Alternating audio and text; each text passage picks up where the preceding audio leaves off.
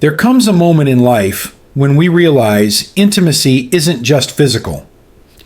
It's emotional nourishment, and like good nutrition, it can sustain us long after youth has passed.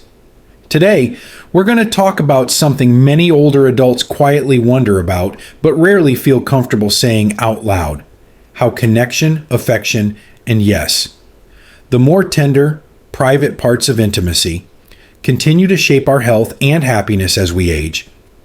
Not as something we used to do, but as a living, breathing part of emotional well-being and physical vitality, even in our 60s, 70s, and beyond. And if you stay with me, you'll understand not only why intimacy still matters, often more than ever, but also the simple shifts in mindset and habits that help keep trust, warmth, and closeness alive. Even if your body has changed or confidence feels different than it once did. Welcome to Life After 65. I'm Dr. Eli Morgan.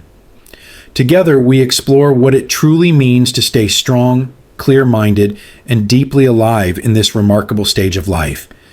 You're here because you're still curious, still growing, still choosing connection over isolation. And that is one of the greatest signs of health. So take a breath, settle in, and let's walk through this topic gently, and with the dignity it deserves. There's a quiet truth many older adults carry. We still crave closeness, not just touch, but being seen, valued, and wanted. Yet, somewhere along the way, society convinced us that desire has an expiration date, that after a certain age, affection should become polite, controlled, or tucked away. But that belief has never matched reality or biology. So let's talk honestly, with kindness and respect, about how intimacy evolves late in life.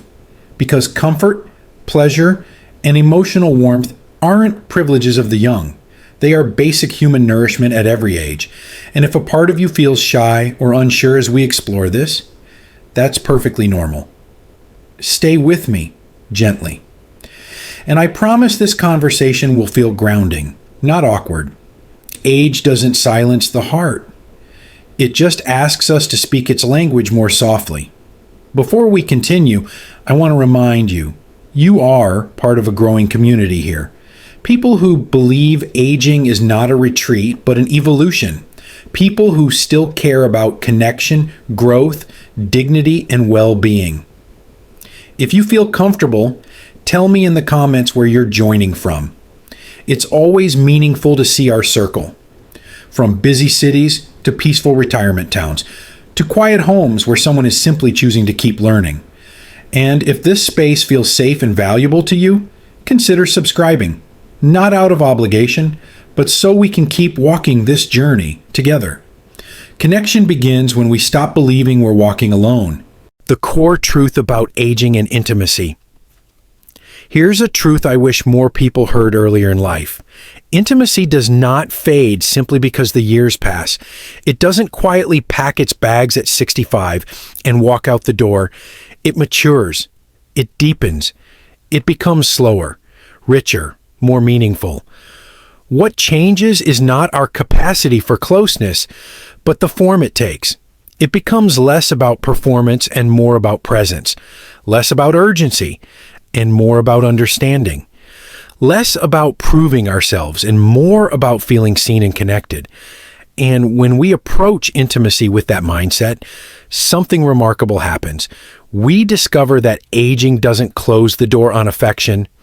It opens a new one, a door to gentler connection, to touch that feels safe, to conversations that hold trust rather than insecurity, to companionship that isn't rushed, but cherished. Stay with me. Because when we understand this shift, confidence grows, shame dissolves, and the heart finds room to breathe again. Aging doesn't take intimacy away. It gives us a chance to experience it more deeply than ever. Now let's clear up one of the biggest misunderstandings about aging and intimacy. Most of the challenges we face in this chapter of life are not simply because we're older. They're often rooted in habits, assumptions, and quiet worries we've carried for years, sometimes decades. Changes in desire, comfort, confidence, or physical function are real, but they rarely mean this part of life is over. More often, they mean the body and heart are asking for a different approach, slower pacing, new forms of affection, honest communication, and a willingness to explore intimacy without judgment or pressure. Think of it this way. Just as we adapt how we exercise, eat, or rest as we age, we can adapt how we connect, touch, and express closeness to, and that's not a loss. It's wisdom. When we understand what's happening inside our bodies and treat ourselves with patience instead of criticism, we don't lose intimacy. We rediscover it. The body changes. But closeness isn't lost. It's simply waiting to be learned again with gentleness. I've sat across from many older adults, men and women, who whispered their concerns about intimacy as if they were confessing something shameful. And every time I remind them, your questions are not signs of weakness. They are signs that you still care about connection and about living fully. In my years caring for patients, I've seen people in their 60s, 70s, and even 80s rekindle closeness in ways they never expected. Not by chasing youth, but by understanding their bodies and hearts as they are today. And that's why this conversation matters. Because when we approach intimacy in the later seasons of life with curiosity rather than fear, and patience instead of pressure, the results can be extraordinary. You are not losing anything. You are learning a new rhythm, one that suits who you are now. So here's what we'll do today. We'll move through a few key truths, simple, practical, and spoken with respect, about how intimacy shifts with age and how we can nurture it thoughtfully.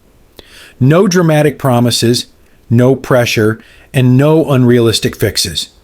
Just honest guidance, grounded in science, experience, and compassion, and we'll take it one step at a time, gently, so that by the end, you'll feel not only informed, but steadier and more confident on this path. Wisdom grows when we walk slowly enough to absorb it. We're going to explore 5 key shifts many older adults face in intimacy, and the gentle habits that help restore connection, trust, and comfort. Each one builds on the last, and the final insight is often the most surprising. A reminder that intimacy in our later years isn't fragile. It's resilient when treated with care. So let's begin this journey together. The heart opens gradually, and every step counts. Mistake number 5, assuming natural intimacy fluids are unpleasant or embarrassing. Let's begin with a misunderstanding that quietly harms connection more than most people realize. Many older adults, especially men, grew up in a time when the body's natural responses during intimacy were rarely discussed, and when they were, it was whispered or joked about. That silence left many believing that the natural fluids the body creates during arousal are somehow unclean, uncomfortable, or something to avoid. But here's the biological truth. Those fluids are signs of healthy response, protection, and comfort. They help reduce friction, protect delicate tissue, and signal that the body feels safe and ready for closeness. They are not a flaw. They are a feature of human connection.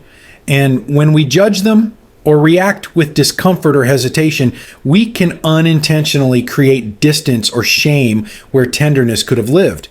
Instead, think of these natural responses as the body's way of saying, I feel safe here.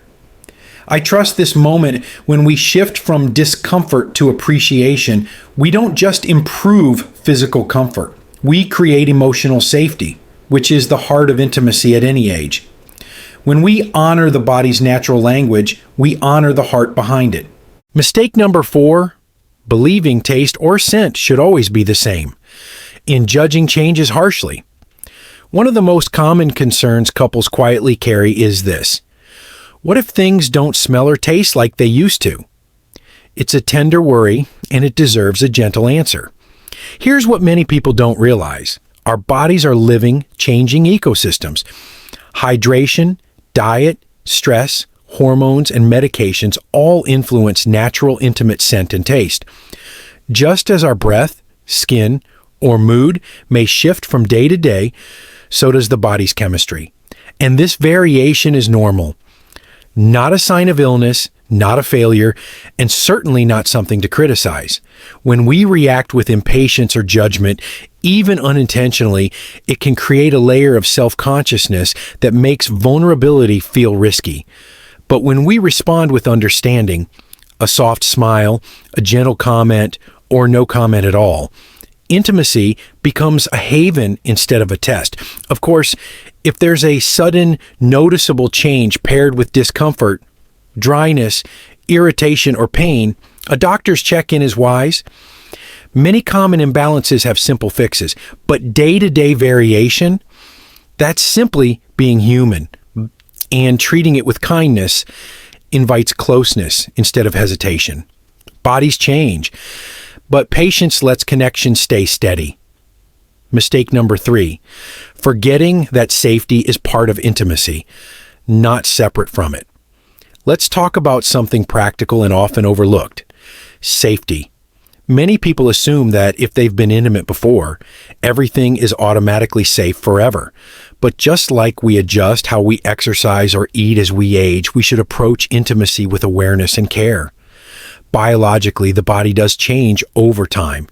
And while natural fluids and closeness are generally safe for healthy couples, there are still situations where caution matters, especially if either partner has sores, bleeding gums, or hasn't been screened for infections in a long time. This isn't about fear. It's about respect for yourself and for the person you care about. Honest communication and periodic health checks aren't signs of mistrust, they're signs of maturity and partnership. In long-term relationships, they maintain wellness and reassurance. In new relationships, they protect emotional and physical health at the same time. Think of this like we think of heart health. We don't worry obsessively. We simply stay aware. The goal isn't to introduce anxiety, but to anchor intimacy in trust, confidence, and long-term well-being.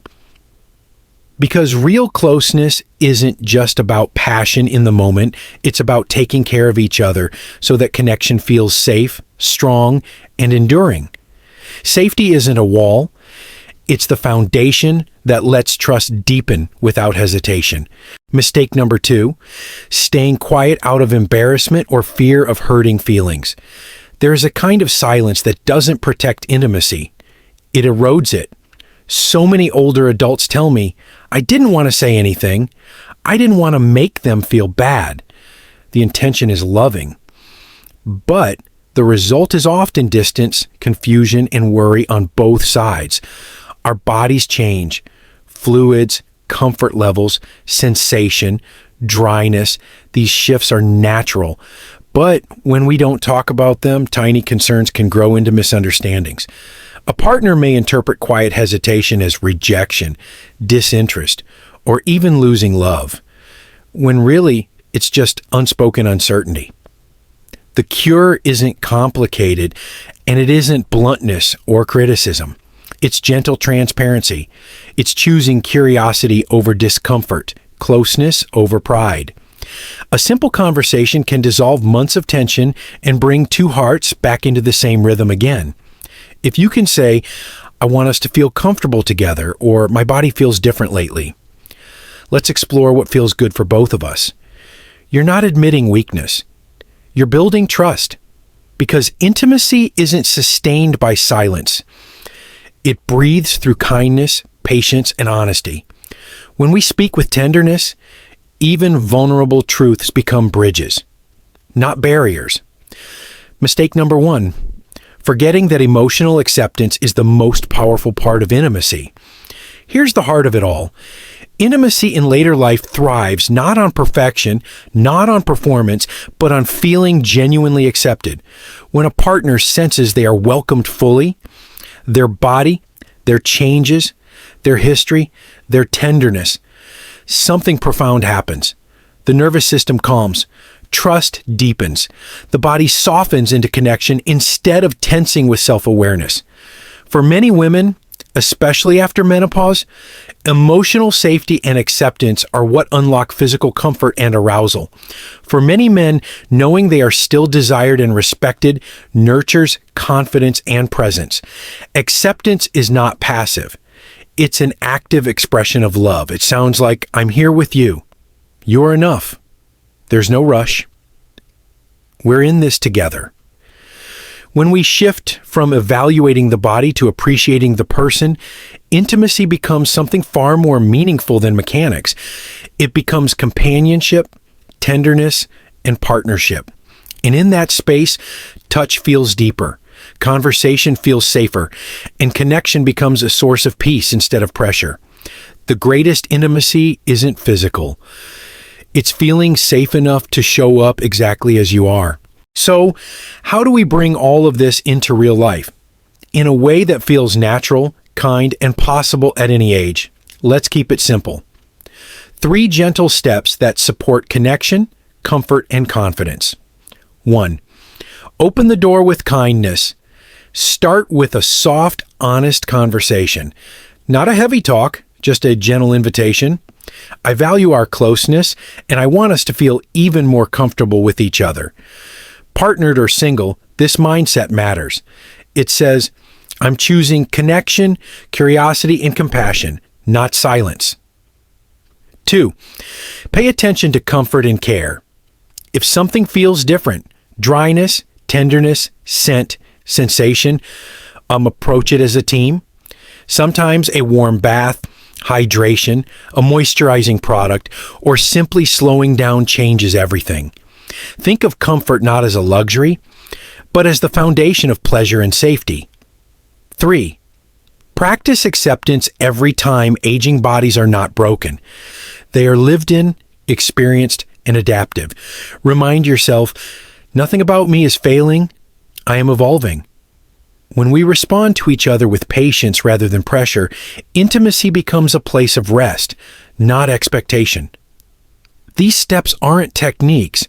They are invitations to treat one another with gentleness and to treat ourselves the same way. Closeness doesn't disappear with time. It simply asks us to slow down and meet it with grace. Before we close, I want to leave you with something important. If any part of this conversation stirred worry or reminded you of moments of uncertainty, you are not alone. Not for a single heartbeat. Every person who reaches this chapter of life carries questions about the body, about closeness, about being wanted and understood. And there is no shame in that. In fact, it takes strength to remain curious, to care, and to keep showing up with an open heart. Aging isn't a quiet retreat. It's a continued unfolding. And intimacy isn't something we grow out of. It's something we grow into with patience, humor, and grace. So, breathe. There is time, there is possibility, and there is nothing strange or too late about wanting warmth, tenderness, or connection. Your heart hasn't aged out of love. It has grown wise enough to appreciate it more deeply. There is no age where tenderness stops being medicine. So let's remember this. The calendar does not decide when closeness ends. Bodies change, yes, but the ability to love, to touch, to laugh in the soft, quiet moments, that stays with us as long as we choose to nurture it. This stage of life is not a fading light. It is a gentler sunrise, a time where connection becomes less about proving something and more about feeling something real. Hold your heart open. Move slowly. Let tenderness be a strength, not a secret. You have earned the right to love without hurry, to be accepted without condition, and to enjoy connection without apology. Aging doesn't dim intimacy. It gives us the chance to feel it with deeper soul and quieter courage. If this conversation brought you comfort, perspective, or reassurance, I'd love to have you here with us. You can like this video, subscribe if you feel called to, and share it with someone who might appreciate a kinder, more hopeful take on aging and intimacy. And tell me in the comments, What part of connection or closeness do you wish more people spoke about openly at our age? Your voice helps others feel less alone. Community begins when one person speaks and another nods in recognition. I'm Dr. Eli Morgan. And remember, life after 65 isn't about slowing down. It's about living with clarity, kindness, and a heart that still knows how to feel deeply. Until next time, take good care of yourself and each other.